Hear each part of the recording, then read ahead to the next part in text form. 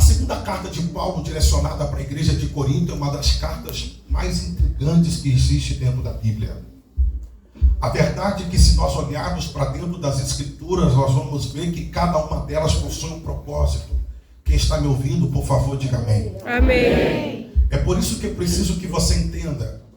Porque a verdade é que o próprio apóstolo Paulo vai dizer nas suas cartas que ele teria outras cartas para falar. Para cá.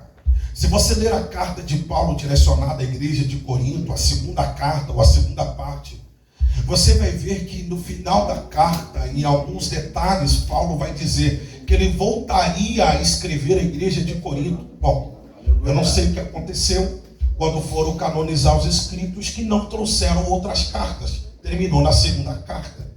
Mas nós vamos ver duas cartas de Paulo direcionadas à igreja de Corinto. A primeira carta de Paulo à igreja de Corinto, nós vemos uma carta que é praticamente uma declaração de amor. A Bíblia vai dizer que Paulo, na primeira carta que ele direciona para Corinto, o próprio Paulo vai dizer: a igreja de Corinto tem defeitos, a igreja de Corinto tem problemas, a igreja de Corinto tem situações complicadas. Por isso, Paulo vai dizer: contudo, é a igreja que Cristo ama.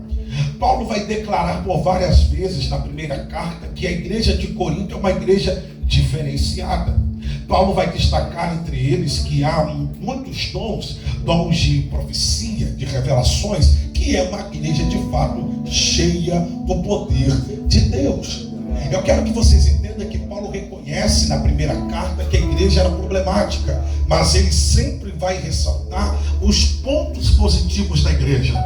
Agora eu quero que vocês entendam, porque na segunda carta que Paulo direciona para ele, a segunda carta que Paulo direciona para a igreja de Corinto é uma carta que já não é tão amorosa.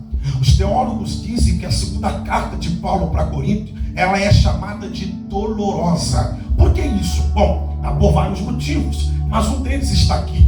Capítulo 10, capítulo 11 da segunda carta de Paulo à igreja de Corinto. O próprio apóstolo Paulo vai entrar em guerra com a igreja.